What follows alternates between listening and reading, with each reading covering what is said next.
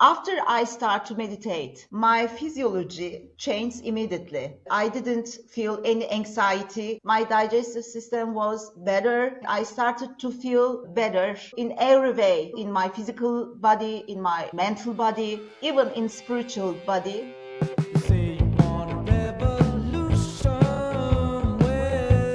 Welcome to Mind, Body, Health, and Politics. I'm your host, Dr. Richard Lewis Miller. The mission of Mind, Body, Health, and Politics is to enhance your physical and emotional well-being and encourage community. I say encourage community because I believe that human beings are basically tribal animals, and we do best when we live in small tribes where we cooperate with each other, we sustain one another, and we love one another. So give some thought to what it means to live tribally. Today, I have the great pleasure and fun of interviewing Ebru Sinik. And guess where she's coming from? Istanbul. She's coming from Istanbul. Welcome to Mind, Body, Health, and Politics. Hello, Dr. Miller. It's my great honor and pleasure to meet you. Many thanks for your kind invitation. Well, and I'm so honored to have you because of the great work you're doing in Turkey spreading health. I told you right before the interview I was going to tell you a little story about my grandmother, so I'm going to do that right now. Right. When I was a 16-year-old college freshman, I came home from college and I very proudly brought my girlfriend with me. And my girlfriend's name was Oya Kaynar, and she was from Istanbul. And we come home to New York from Illinois, where I was in college, and we go to visit my grandmother, and we walk in, and I introduce Oya as being from Turkey, and my grandmother starts talking to her in Turkish. Oh, no! Oh, yes. Unbelievable. And everybody is looking. My father's looking, my mother, my aunts, everybody's looking. And my grandmother's having a conversation with Oya in Turkish. How did this happen? Well, it turns out that when my grandparents ran away from Russia in 1908, they went from Russia first to Istanbul, and they lived there for 2 years. So she learned Turkish. And it turns out that my father's second language was Turkish. Oh, But by the time he grew up, he forgot most of it. But that day, sitting there with my grandmother and Oya, the Turkish started to come back to my father. And he got into the conversation with them. And it was really a great story. Isn't that a fun story? It is a great story. And oh, my history, family history. Look at your family history. They lived here in Istanbul, where I live. It's amazing. Yeah. So you can see why when I connected with you on Instagram, and I was so excited about the possibility of interviewing you because I had that in the back of my mind, a nice connection again to Istanbul. I agree. The importance of connectedness, Dr. Miller, connectedness, huh? You say in the beginning of the program, it's so important. And the law of connectedness, everyone are connected with each other. We're all connected with each other. Yes. And of course, I grew up as a little boy with a very famous song that was played everywhere in the United States constantly. And the song went, Istanbul was Constantinople. Yes, Istanbul was Constantinople. Why did Constantinople get the works? It's nobody's business but the Turks. And that song was an extremely popular song for a long time about Istanbul and Constantinople. I didn't know this. Thank you. I know the whole song. It's all in my mind. It went, even old New York was once New Amsterdam. Why they changed it, I can't say, People just liked it better that way. Istanbul was Constantinople, and it goes on like that. Great, great. Yeah, I'll look up the song and I'll send it to you. Thank you so much. Now, let's talk about you and your work in Turkey to spread health. Let's start with some foundation. Yes. Tell us about how you began spreading the word of health to the Turkish people. Yes, how I decided to begin. Uh, Yes. I was working in Istanbul Stock Exchange as a broker. And at that time, because of the stress, I got some symptoms like difficulties in my respiratory system, in breathing pattern, Uh-huh. Uh-huh. difficulties, Uh-huh. and in my enteric nervous system, digestive system. And then it came up to my relationship and dizziness of my mind. And then I figured out it's because of my job. I cannot manage this stress level. But at that time, it was almost 20 years ago. At that time, it was not popular longevity or well-being or well-aging or stress management. these were in our country not so popular. At that time, it was some not directly medicine. It was something passiflora, which name is passiflora. It was for calming the mind. I tried to drink this passiflora before the sessions. Yes. And then I decided to change my job. Yes. I changed my job, but after I changed my job, nothing's changed in my health. The same stress levels were there. Then, Dr. Miller, I figured out it is not related with my job, it's related with me, with my Uh-huh. life, my lifestyle. Yes. I Yes. see. Uh-huh. And Then, about how old were you at the time? 30, 32, 33. In your early 30s. You were in Yes. your early 30s. Okay. Yes, at that time. And you're having this trouble with your respiratory system, and you Mm-hmm. leave your job, and that didn't work, and you're feeling these feelings, and you're sick, and then you figured out it has to do with you. Yes, yes. And then what happens next? Then I refused to use any medicine to have calm a mind or for stress management. I refused those pills, I mean, because I didn't have any ache or any traumatic life experience.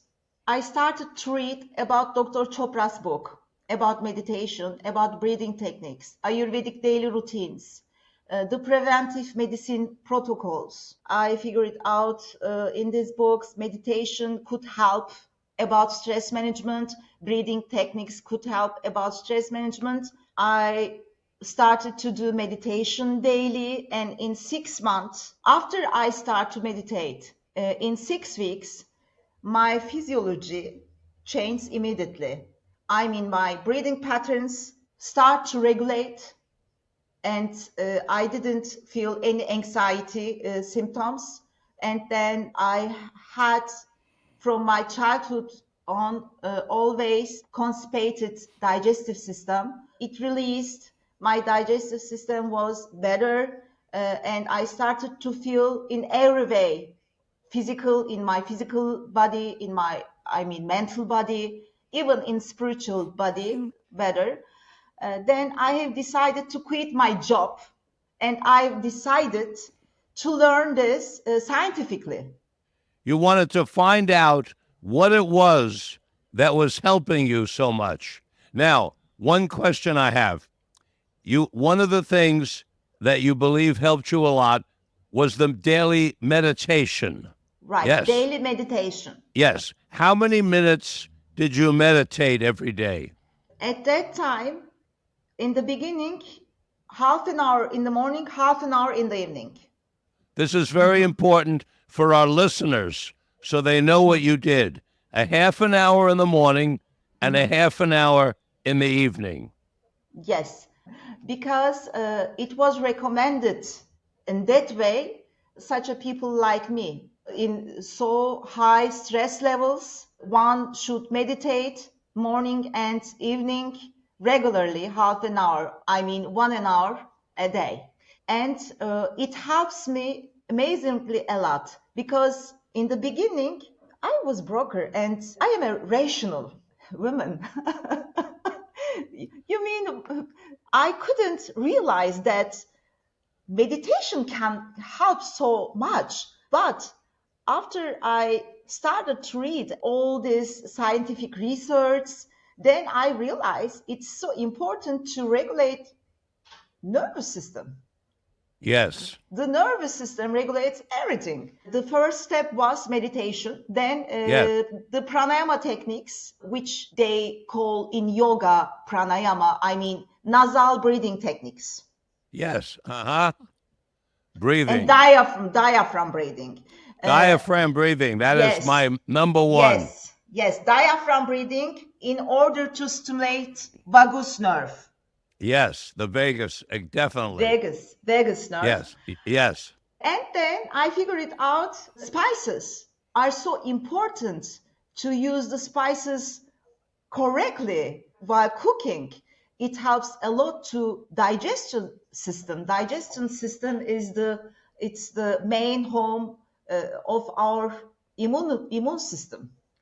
If our digestive system is fine and happy, then we are happy too, isn't it? Definitely. The two of the tools that you used right away are two of the tools that I am promoting in the United States all the time. Quiet time, that's called meditation.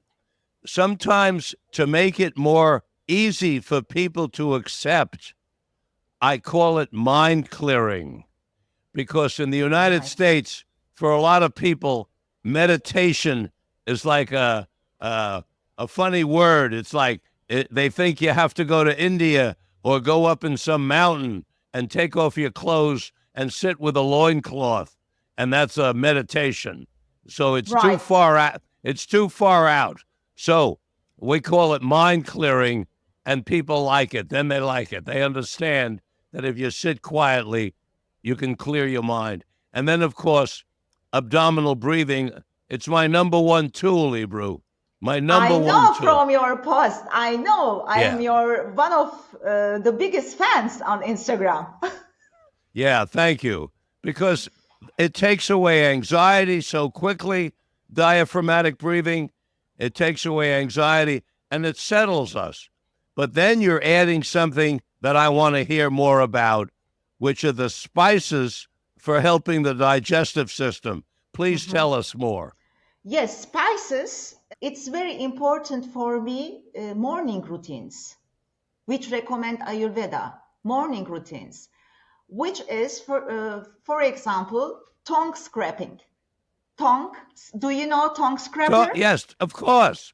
We Yes. have a little device for scraping the tongue. Yes, tongue scraping. First time when we wake up, our first job should be clean our tongue with a proper tongue scraper, and then oil pulling, and then sinus cleaning with neti pot. Neti pot is some kind of pot. We put salty, lukewarm water in it, and then we clean our sinuses with neti pot. And then every morning I have 10 minutes breathing techniques, and then 20 or half an hour meditation. Do you know what? At the moment, I am 51. At the moment, I look really much, much better than 35. I am better looking. My mind is clear and tranquil. I can center. You have a very quality word, which is equanimity. Yes. Yes. You can do this. Whatever around your happens, one can stand at own center. It's so important. Yes. Then I have visited Chopra Center, Dr. Miller. Yes. By the way, after you do your routine, you scrape your tongue, you clear out your sinuses, you do some meditation. Can you then start? Is that when this beautiful vibrancy that's coming off your face starts to unfold every morning? You can feel it because you have a wonderful look on your face. Your eyes Thank are you. sparkling. Your eyes are sparkling. Your face is smiling. You know, it's really a pleasure that you're beaming. You're beaming light. Thank you so much. It's at the moment 8 p.m. in Istanbul.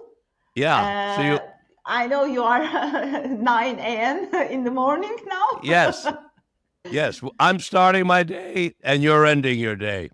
Yes, and my mother is with me. We live for 1 month together because 4 months? no, she is since 20 years Alzheimer, and she has got her caregiver with her. But 1 month ago, her caregiver decided she can't be alone anymore with her because she's, I think, the latest stage on her illnesses. How old is she, Ebru? 81. But 81? she's since 20 years Alzheimer. Yes. Yeah. Does she recognize you? Smiling, only smiling. She can't talk, she can't move. I see. But then, Dr. Miller, I decided to move my mother and her caregiver to my home. At the moment, they are sitting next to me and they are listening us. And they are so Oh, happy, and my mom is so happy because she's aware. She's everything aware. And this is a big gift life gave me because I must speak this, I had very bad relationship with my mom all my life long. But after I start to meditate, I realized the important things are relationship, the quality of the relationships. And yes. then step by step, slowly, it changed my attitude to my mother. I see. Mhm. Yes. And now I am so happy because this awareness is very important to me. Uh-huh. Shall I show you that? Yes, of course. Kızlar bakın Doktor Miller sizi görmek istiyor. Bakın. Mama. Anne. Mama. Mama. Hello. Hello. Hello. Hello. Hello from the United States. Thank you. Dr. Miller, I have a book. I have 4 books, but one of them I wrote this 8 years ago. Yes. The title is Your Genes Are Not Your Destiny. And I explained in this book 34 daily routines which change your one's epigenetic responses in positive way. Yes. And I hope it's going to be published next year in English. I was just about to say, if you need an English publisher, I'll introduce you to my publisher. Really? I'd be happy to. Oh, thank you so much. It will be great. Thank you so much. What I'll do is I'll connect with you by email after the broadcast today, and then I'll arrange to introduce you to my publisher, the man John Graham, who's in charge of new books. Thank you. And this is my first book, Hidden Life in Bread. Title is Hidden Life in Bread. Yes. This is about bread science. Now, do you have your other books right there handy also? The other? Which one? The top Yeah, one. I want you to show each of your books on the screen. Okay, and this is well-being agenda. Well-being agenda. What do you say in English? Agenda? Do you use this? Agenda, yes. Agenda. Well-being agenda. This agenda is a workbook for your of this book. Your The genes are not your destiny. workbook, terrific. The workbook. The workbook. The other is not with me at the moment. I tell you what, I'll introduce you to my publisher, and you can introduce me to your publisher, and maybe we'll get some of my books published in Turkish. Amazing idea, amazing idea. I was so curious about your books too, because you are an expert in Medicine, yes. psychedelic medicine. I am so curious, although I am going to buy in English, I think next month, one of One my second. friends will visit. This one is just about to come out. Psychedelic medicine at the end of life. Yeah, just coming out this month. Great. Next month, one of my friends will visit New York, then I will tell them to bring me. So now I want to hear more about your journey. So we're going back still 20 years. You're meditating, you're breathing, you're putting these spices in. Spices, You're oils, feeling oils, you're feeling better in every way. in every way. And then you quit your job, right? You quit your job. Yes, And then, I quit my job. And then what did you do to support yourself, and how did you start your new career? First of all, I visited 3-year-long Chopra Center. I finalized there, first of all, meditation certification program, and then Ayurvedic preventive medicine section program. And then I returned to Istanbul and found a well-being academy, Rising Age well-being academy, and started to, first of all, to teach how to meditate to people. How to meditate, how to breathe well and properly. And were people interested? Did you find people were interested in learning? Yes, I found it because my business life was so rich in connectedness with people. Yes. Almost all people in business life have these conflicts about stress management or sleep deprivation, or because of the stress. Almost everyone has any kind of problem related with stress. Therefore, they came to my workshops, my seminars, and then suddenly I found me in the center of corporate well-being programs. With the corporates, I started to work with corporates, with Microsoft, with Apple, with Google, even with Google in Istanbul. I am very disciplined woman. Yes, when I decide something to do for myself, I do it every day. But then, Dr. Miller, I realize most of the people are not like me. They need everyday support. Yes. To be able to these daily routines. Yes. Then I have decided to stop with the 2 days or 3 days workshops. I've decided to build up long-term certification programs, 6 months, 8 months. I have affiliated with Istanbul Gedik University. The owner of this university is a very highly regarded woman, and she understood me, and she said to me, come to this university and make your certification programs here in order to help more people.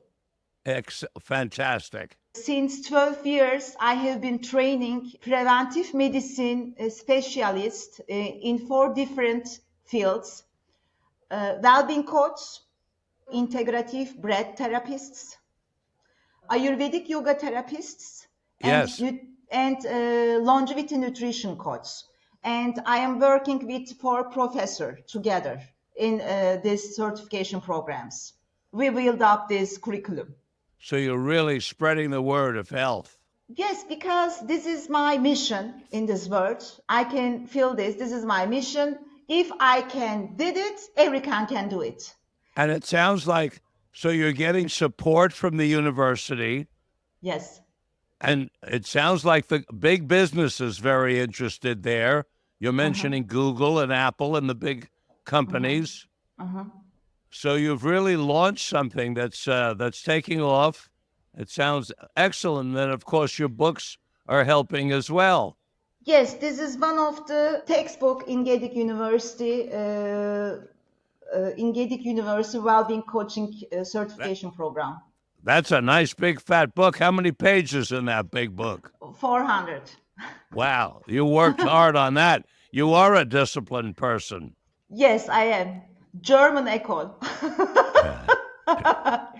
And then 2.5 years ago, I decided to association, non-profit organization, to in order to reach major community to promote this social health and well-being movement. We found this well-being association, and we did two well-being conference in Istanbul, every year one conference. We will be honored if you join us as a panelist in our next well-being conference in Istanbul, Dr. Miller. Okay, invite me over in the name of my grandmother. Ebru, I want to ask you about a sensitive topic, gender politics. Gender politics. Gender politics.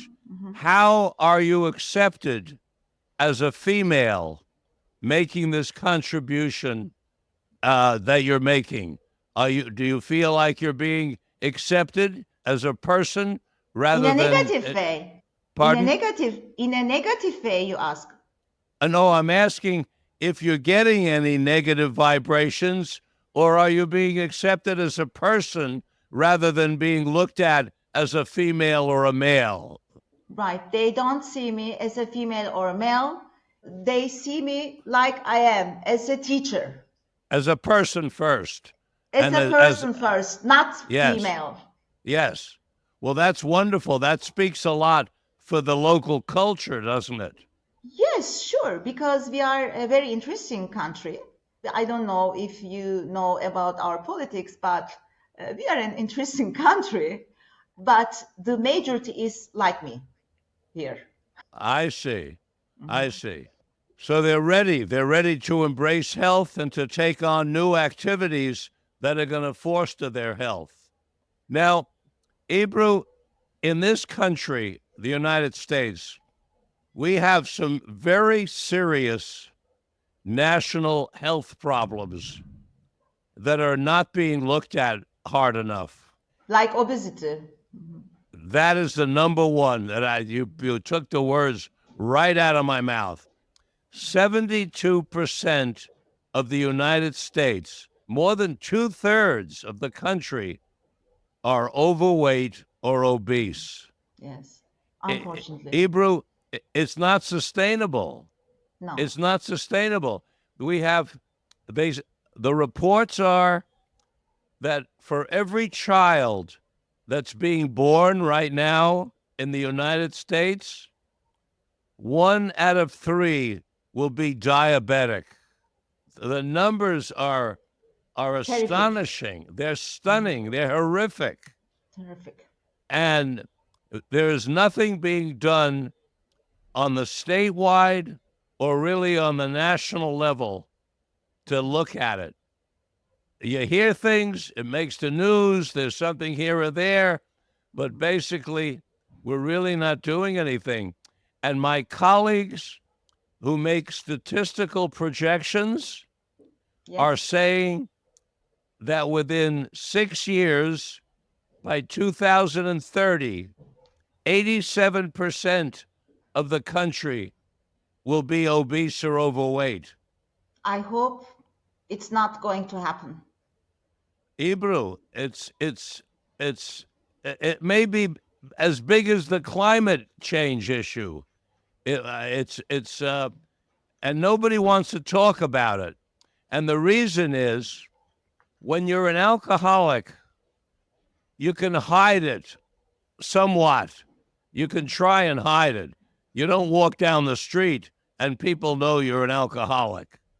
And if you have many other problems or diseases, you can get by your day. You can go to work, and it's not being advertised right on your face that you have this disease.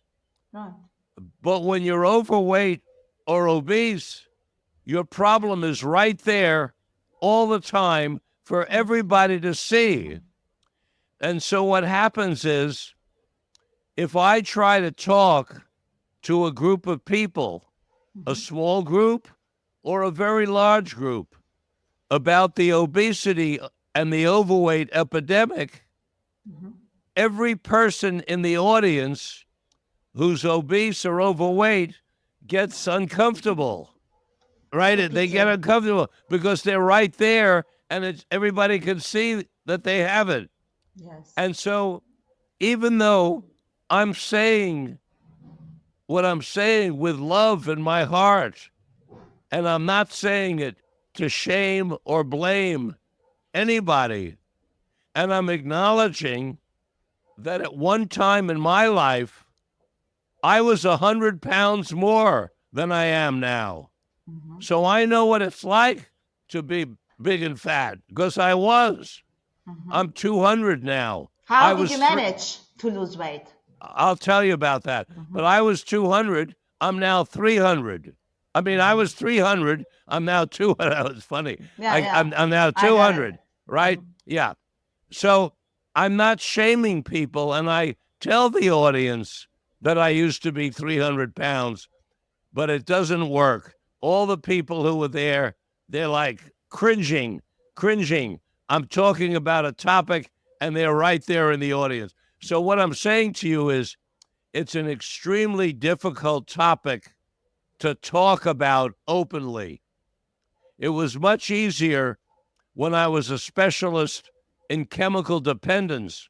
Mhm. I could talk about alcoholism and heroin and cocaine or anywhere, and Mhm. everybody listened. Even the chemically dependent people, they listened. But with this one, we have another problem. How did I lose the weight? I'm a great believer in simplicity.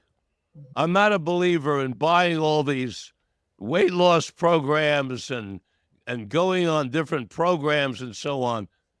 For me, it's pretty simple. If you take a car 20 miles to the gallon and you put in 5 gallons, you can go 100 miles. If you go less than 100 miles, you're going to have some extra gas in your tank. If you try to go more than 100 miles, you're going to be stuck on the side of the road. It's not going to work. It's the same thing with calories.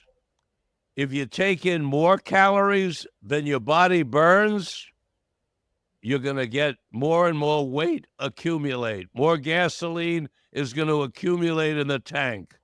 If you take Right. in less calories than you burn, than your body needs, you're going to lose weight. Mhm. And that's what I did. And I, I exercise, sure, I think. well, exercise burns calories. So anything that burns calories is going to help. But you can't do it on exercise alone. Nobody can exercise enough to burn off the calories. I was a marathon runner, and even I marathon, yeah, but even marathon runners, and even now, I'm an endurance athlete to this day. I'm an endurance swimmer and an endurance tricyclist. Um, Wow. uh, Great. yeah, but you can't burn it off. It has to be in the fuel. You have to limit the fuel. And that's what it comes to. And it really comes down to the numbers, Ebru. I mean, if like for me, 2,000 calories, if I take in less, I'm going to lose. If I take in more, I'm going to gain. And that's basically what every human being has to learn. We have to You learn that. It's a yes. job. And if you don't know how to do the calculation, you have to go to somebody who will teach you how to do the calculation. And then you have to learn to read the labels. In Turkey, are they putting on the food labels of how many calories are in each of the? Yes, we have this too. We have this too, but I agree with you totally. You told I am a big believer to simplicity because you are a big believer to yourself because you are connected with yourself. Yes. You are aware of your value. Most of the people are not aware of their value. They feel their self. What was the opposite of value? No value. Worthless. Worthless. Worthless. Yes, worthless. They feel this. This is the first step. First of all, they need to contact with their center, with their wisdom, with yourself. This protein body is our only asset in this world. Only asset. Yes. Yes. Therefore, we need to pay attention to our body health, to our mental health, in order to be more happy, more energetic, more tranquil, joyful. Joy is so important in life. Without a joyful life, worthless life for me. I like a lot laugh. Yes. Yes. Therefore, Yes. joy is so important in my life. Well, you express joy with your face as you're talking. Thank you. And I'm sure everybody who works with you, it's contagious. So when It you is. spread joy and love, the people around you at the university and these different places you go, they can feel the joy that you're spreading. Yes, yes. Which means the work that you're doing on yourself is working. And it's allowing you to spread the joy that you're spreading. Now, I want to hear a little bit more about your daily routine. So you start out with the scraping, and you do your meditation. And what else do you do for a routine? Anything else? My first routine is tongue scraping. The second is oil pulling with sesame oil. The third is nasal cleaning. With the neti pot. Sinus cleaning with the neti pot. We have neti pots. We have them. I know. My first neti pot I have purchased from United States. I know. Oh, okay. But now I do it in because I found 3 years ago well-being products company. Now I have in my own brand these neti pots. Okay. The third is neti pot, and then 10 minutes pranayama, breathing exercise. And I do every morning Kapalabhati, which made my waist so, my waist are very slim. Yes. Kapalabhati is... You do what we call core exercise. Yes, core exercise with diaphragm breath, but so. Yes. It looks like so. I do this exercise 4 minutes long. And it's good for limbic system too, and it's good for the diaphragm and all the organs for digestive system with nose. And then I meditate, and then I drink a big of water with lemon, half lemon, and big lukewarm. It shouldn't be cold. When I visited the United States first time, many years ago, I was shocked because if I was thirsty, they always served me a lot of ice and water, and I couldn't drink this cold water. Cold water is not good option for digestive system. I agree. Not good. Yes, it's not good. I was shocked. How can people drink so cold water? I don't know. And it's not good. Because of the cold water, the digestive system stopped to work.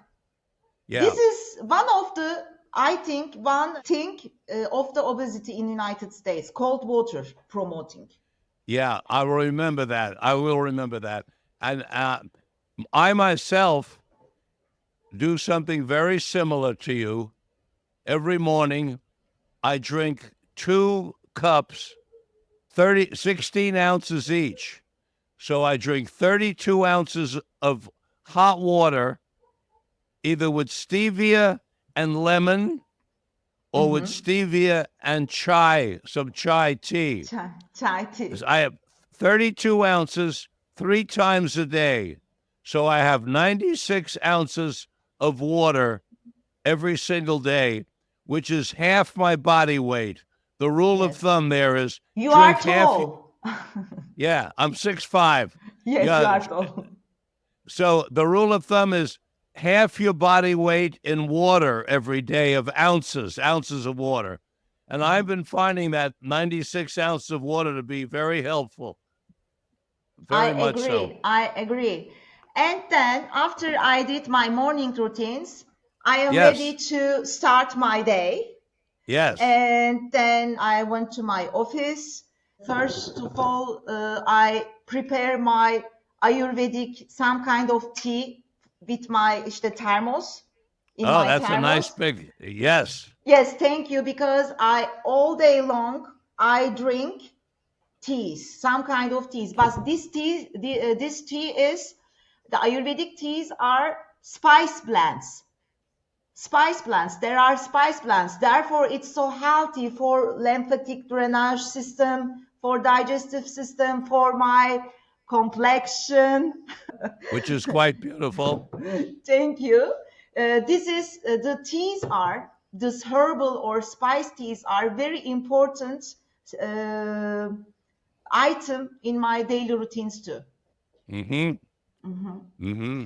That's terrific. I eat twice a day, only eat twice a day. What time do you have your first meal? My first meal around 11 o'clock, a breakfast with Yes, two eggs. Two eggs should be there. And the second meal is around 6 o'clock. And yes.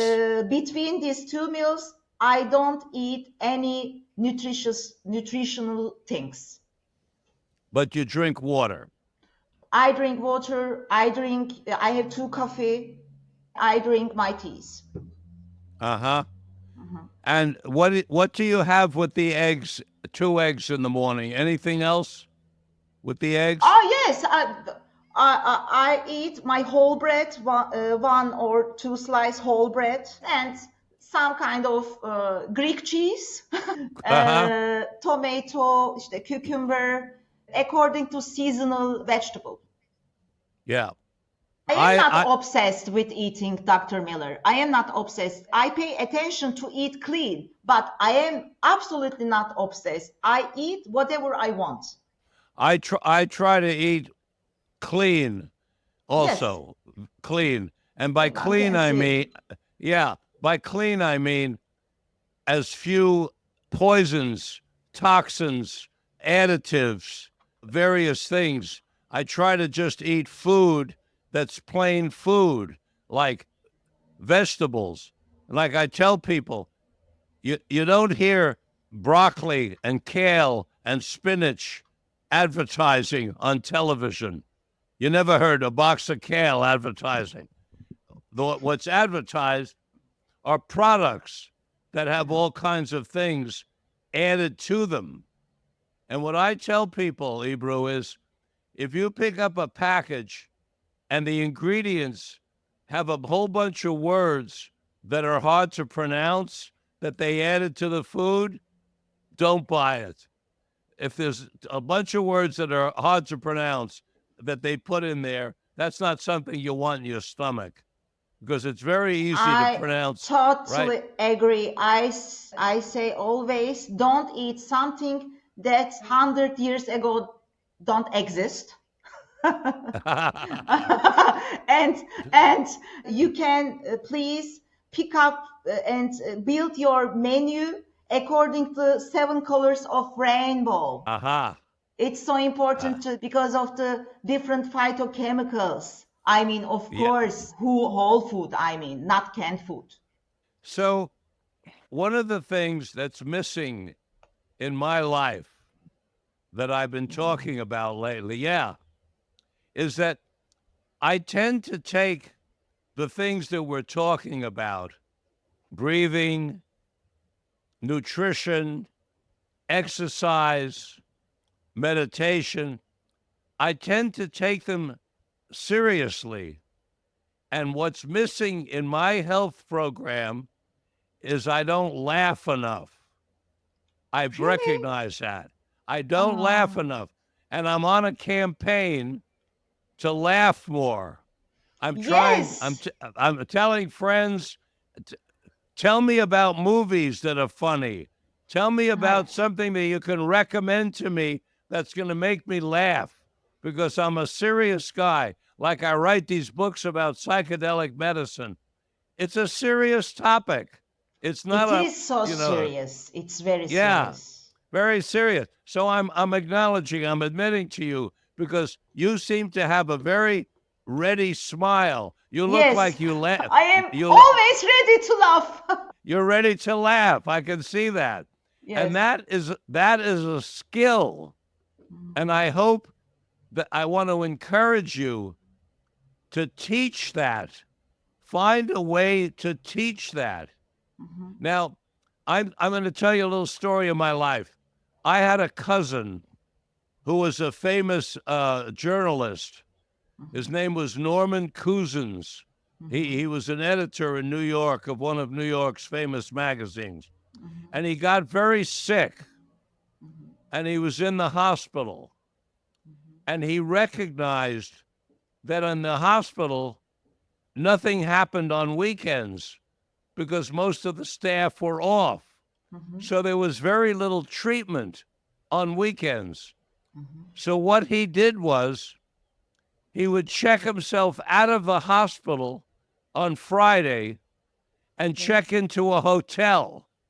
And then he would check back into the hospital on Monday morning.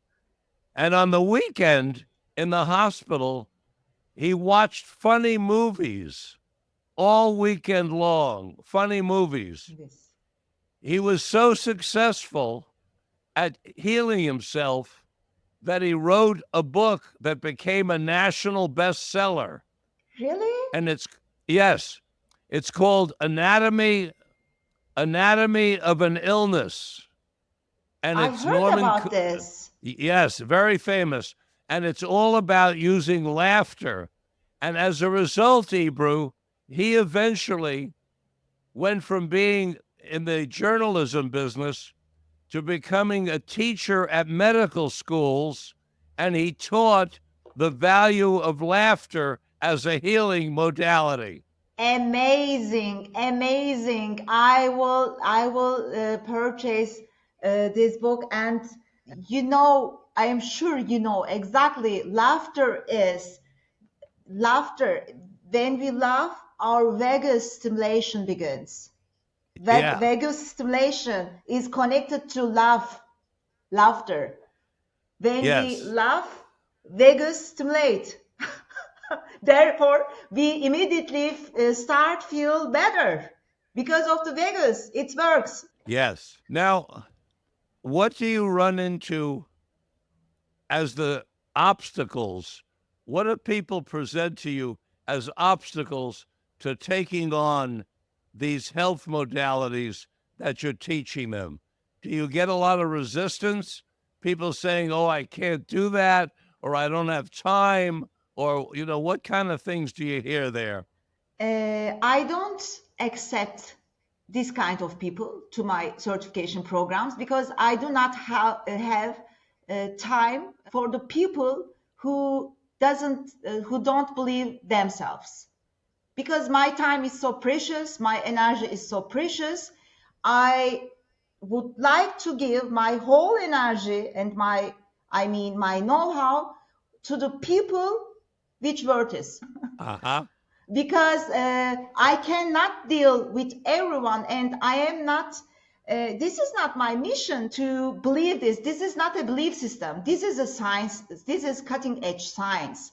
To Yes. manipulate epigenetic activations. It's epigenetic is related with what we are doing, what we are drinking, how we are moving.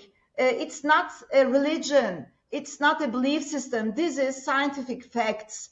If one is questioning these scientific facts, I don't want to give this energy to explain everything. This is not my Yes. problem. Yes. This is not my problem. Yeah, I understand. This is my Yeah. way, Dr. Miller. I am sorry.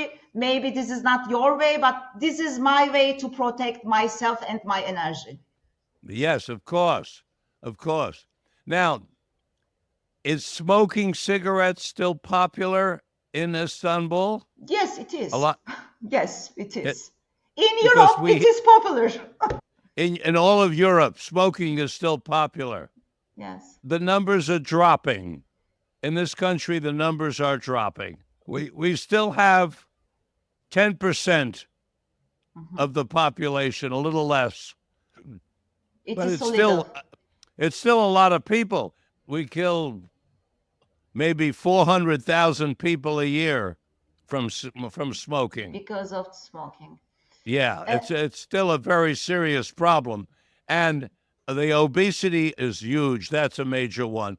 Now, my way of seeing the obesity and overweight epidemic, which I want to come back to for a minute, is I think it's an expression of unhappiness with how people are living.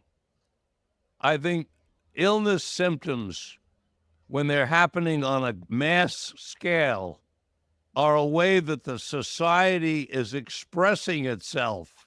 mhm. It's telling the world about a deep level of unhappiness. Because Yes, when 70% of the country are suffering from something that is controllable, this is an it is. impulse, It is. controllable impulse.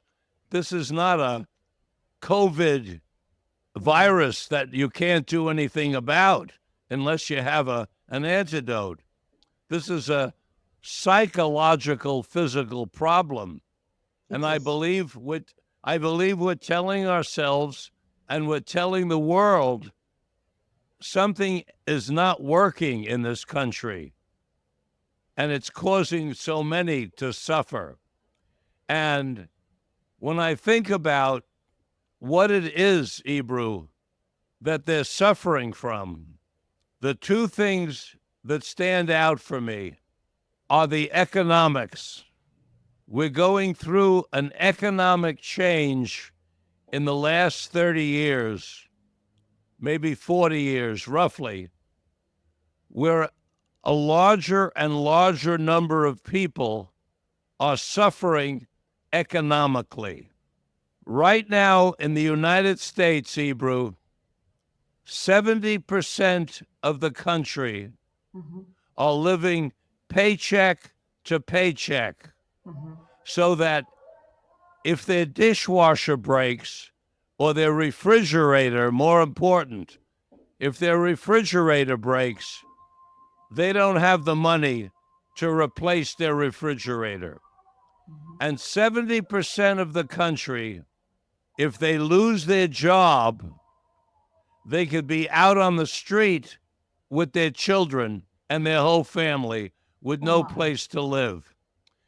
And I think when so many people are living that way, with the sword of Damocles, the economic sword of Damocles over their neck, they're living scared. They're living scared. They're living frightened that they could lose their job and be out on the street, be hungry, be a homeless person. And I think when people live scared, they're more subject to taking in things to make them feel better, like cheap food, junky stuff, but just anything. It's almost like they're using food as a drug to temporarily make themselves feel better because life is so scary. It is. I agree. This is a big data. I mean, statistically, 70 percentage is a very big, I mean, mass. 70 percentage. And as I know, in United States, you have problem in the health system too. I mean, the insurances, health insurances, or etc. Hospitals. For example, in Turkey, we all have a regular. Health insurance? No, no, not health insurance. When someone can't make this insurance, Yes. someone don't have any insurance because of salary or don't have a work. Yes, The government is responsible of these people health and everything they need in hospital. they The get taken. government, yes, the government paid for them. In our country, you Mhm. could get a health bill and it could make you broke for the rest of your life. The Yes, I bill could know. be so big. Yes, So, I know. yeah, so it's a whole different, very different situation. It And is.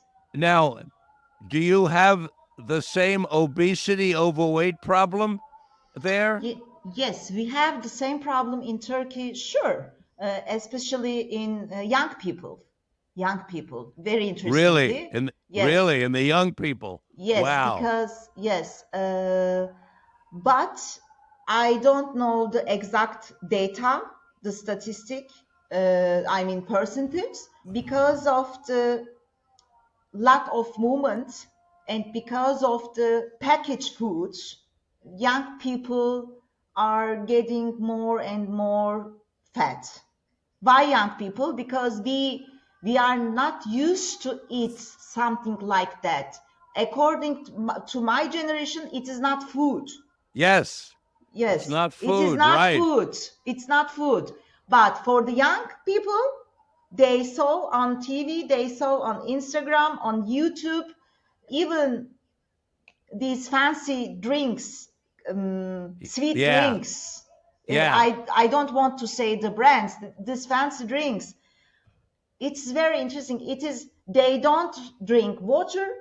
They eat these fancy things, which is I can't say anything. It is sugar. It's not water, sugary It's drink. it's Uh, just sugar and water, and it puts on weight. I did a little research, Ebru. mhm, If you keep your exercise mhm, exactly the same, mhm, and if you keep your caloric intake mhm, exactly the same, mhm, and you add one soft drink every day, nothing else changes. One soft drink every day, at the end of 3 years, you gain 45 pounds. 45, 2 years. 45 pounds. I ran the numbers. 45 pounds It's from a those lot. soft drinks. It's a bunch of It's poison. a I know lot. that. It's Now, a lot. is the is the economic situation in Turkey and in Istanbul like here? Are people getting stretched out, and a lot of Unfortunately, yes. Unfortunately, also? yes. Yes, So it's unfortunately. happening around the world, isn't it? Yeah. It is. And we have politic problems too here. Yes, I know. I'm aware of Yes. that. Yeah, we We have will politics problem too. we will shy Uh, away from that topic, of course. but I believe, but I believe to myself, I believe everyone should think, never give up on yourself and never give up on invest in yourself every day. This is so important. I am maybe very optimistic, but I believe the people, if the people can connect with themselves, they can manage everything. They can manage everything, even obesity, even financial situations.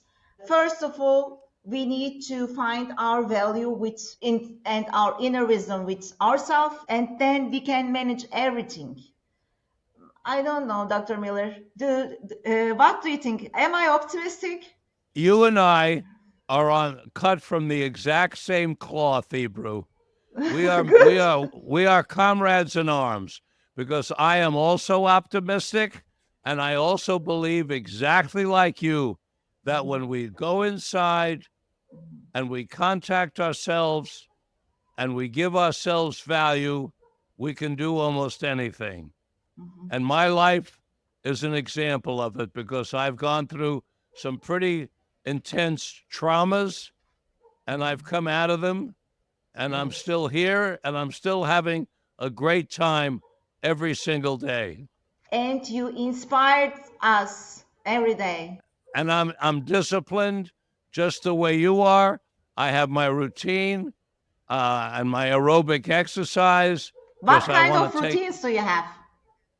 Well, I was influenced by science like you are. Basically, my religion is science. I believe in science.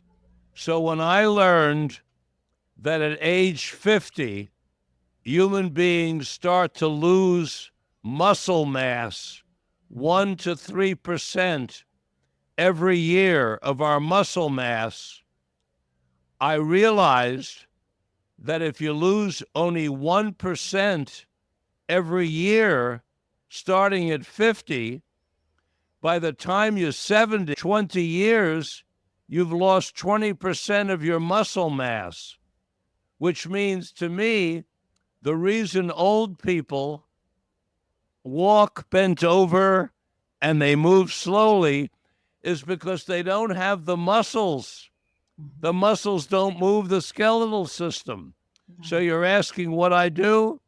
I lift weights. 4 days a week, I lift weights for an hour. Very good. The other thing, for my conditioning and for my cardiovascular system, I work out either on the elliptical machine, Yes. or I swim laps in a swimming pool, or I tricycle, not bicycle, but tricycle because it's safer. You can't fall over I on know a tricycle. tricycle. Yeah. So I do either elliptical, swimming, or tricycle for an hour or more, 5 days a week. Excellent. So I dedicate at least 10 hours a week to maintaining what I call the transporter. It's what we call the body, but I call it my transporter because I live in here and it transports me around because it's my physical manifestation. This is Yes. what I live in. So what you live in, it takes maintenance. You drive an automobile, you have to have the tires, you got to take care of the engine, you got to clean it up. That's how I relate. So this thing takes maintenance. So I do 10 hours a week just to maintain the physicality. Then I Great do job. what you do. I do my breathing exercise, diaphragmatic breathing, exactly the way you do it. That is my number one.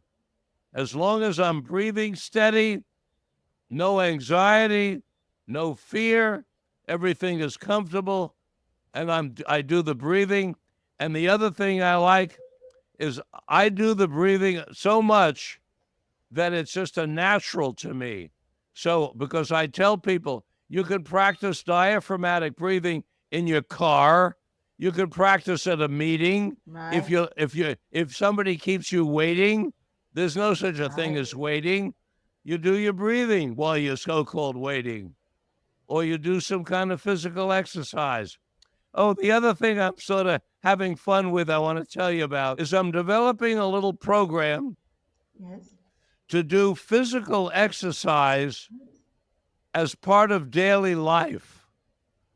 So, for example, Yes. if I'm in the supermarket and I'm waiting because the person ahead of me has a lot of food and I'm waiting, I do some physical exercise while I'm standing there. Really? Maybe yeah, I do squats, or maybe Really? I go up on my toes and do elevations, right? And I do, like the other day, I was in the phone store And what are talking the about people my. doing around you when I you did see them? I did 45 squats in the iPhone store, and the young people behind the desk, they looked at me and they said, "That's a good idea. We should do that also." And I got so Right. excited. Right. Oh, I love So, this. I love it. I'll try this too. Thank you for this suggestion. where I learned that, Ebru, is from my dog. My dog doesn't go to school to stretch. He doesn't go to a yoga class. When my dog wants to stretch, he's walking along. All of a sudden, he starts stretching. So I thought, why not build a little exercise into our daily life? Every time we're waiting, this word waiting somewhere, we could do a little exercise. So if I do 30 squats at the phone store and 30 squats at the post office and 30 squats at the supermarket, there's 90 squats a day. That's 450 a week. That's enough squats to build up my legs. We all, I mean, women need these squats. We all need these squats. And you are such a big witnesser. You witness the life. I mean, your dog, and then you witness your dog, and then you figure out it's a good idea. This is amazing. This is amazing. Therefore, I told you, your wisdom on life is so inspiring for us. Thank you so much. You solved all the big issues in a simple solutions. I mean, big problems, you solve it in a big module solutions you give us. I'll tell you how I learned that, Ebru. When I was recovering from a big automotive accident, my legs were crushed.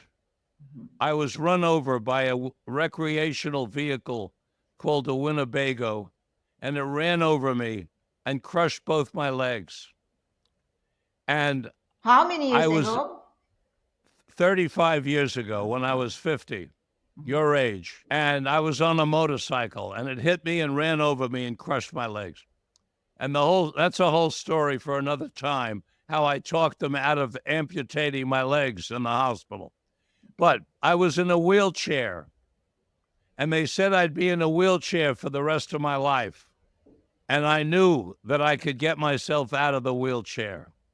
And when I took the first step, one step, and the tears rolled down my eyes because I knew that if I could take one step, I could take a second step, and then I'd be walking again. Yes. And within 2 years, I completed 3 triathlons, swimming, biking, and running. And when I ran with crutches because my legs wouldn't work. But what I learned was persistence. And that's something that I have a lot of. I have a lot of persistence. And when I took that first step, I knew eventually I'd be walking and running again and I'd get out of that wheelchair. And so that's something that I'm very strong on, and I encourage people. Wow. You can't let the negative, I can't, I won't, I shouldn't, all those negative things, we have to clear them out and change them to I can and I will. I can and I will and I am. I can and I will. Therefore, it's so important to repeat. Yes, repeat. And to train our habit mind to do Yes. it. Yes.